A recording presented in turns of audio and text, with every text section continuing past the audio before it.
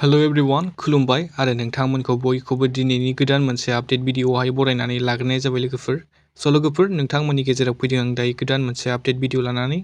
लोगोफोर ओरैनोथ' नोंथांमोना बे भिडिअनि टाइटेल थाम्बनेल आरो इन्ट्र'खौनो नायनानै एसेबाबो मिथिखाबाय जानांगौ नङा होमबा लोगोफोर बे भिडिअ मानि बागै जागोन। लोगोफोर आबुङै मिथिनो थाखाय नोंथांमोना भिडिअखौहाय जोबजासिम नायलांबाय थादो।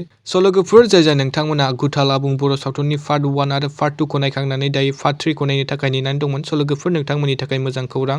लोगोफोर जाय नोंथांमोना गुथाल आबुं बर' सावथुननि पार्ट 3 खौ नायनो थाखाय एक्साइटेडमोन एबा नायनो थाखाय नेनानै दंमोन। लोगोफोर नोंथांमोना दायो रिंसार ब्रह्म इउटुब चेनेलावहाय थांनानै नायनो हासिगोन। बिथाङा गुथाल आबुं बर' सावथुननि पार्ट 3 खौबो आपल'ड खालामबाय। ओमफ्राय लोगोफोर जानांगौ नोंथांमोना दायो सोरबा गुथाल आबुं बर' सावथुननि पार्ट 3 खौबो नायखांखाबाय जानांगौ। लोगोफोर नायना माबायदि मोनदों कमेन्ट सेक्सनाव खोन्थाहरदो आरो सोर गुथाल आबुं बर' सावथुननि पार्ट 4 खौ नायनो थाखाय दानिफ्रायनो जोबोरै एक्साइटेड जाना दं कमेन्टआव खोन्थाहरदो लोगोफोर ओरैनोथ' रिंसार ब्रह्म इउटुब चेनेला गुथाल आबुं बर' सावथुननि गासै पार्टफोरखौहाय पार्ट बाय पार्ट सानबा एबा 6 दिननि गेजेरावनो आपल'ड होबाय थायो। नोंथांमोना सानबा एबा 6 दिनसो नेनानै थाथ'दो।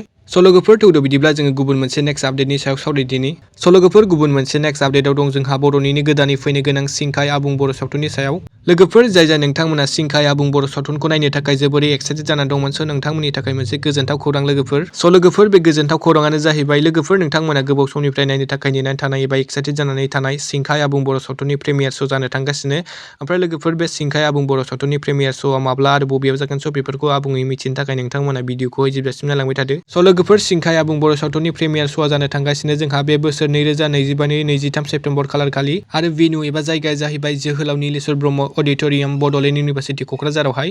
लोगोफोर नोंथांमोना सोर सिंखाय आबुं बर' सावथुनखौ नायनो थाखाय जोबोरै एक्साइटेड जाना दंमोन आरो बे खौरांखौ खोनाना माबायदि मोनखो कमेन्ट सेक्सनाव खोन्थाहरदो लोगोफोर। ओमफ्राय लोगोफोर सिंखाय आबुं बर' सावथुनाव गाहाय फावखुंग्रि महरै फाव खालामदों हेलिना दैमारि बिथांजों लोगोसे सोरां नार्जारि बिथां। लोगोफोर दिनैनि मोननैसो सर्ट आपडेटआ बेनोमोन। नोंथांमोना भिडिअखौ नायना मोजां मोनोब्ला लाइक खालामबानो जाबाय आरो सोरबाफोर चेनेलाव गोदानै फैदोंब्ला साबस्क्राइब खालामना होबानो जाबाय बेबायदिनो आपडेट भिडिअ मोनबाय थानो थाखाय। लोगोफोर गोजोन्थों।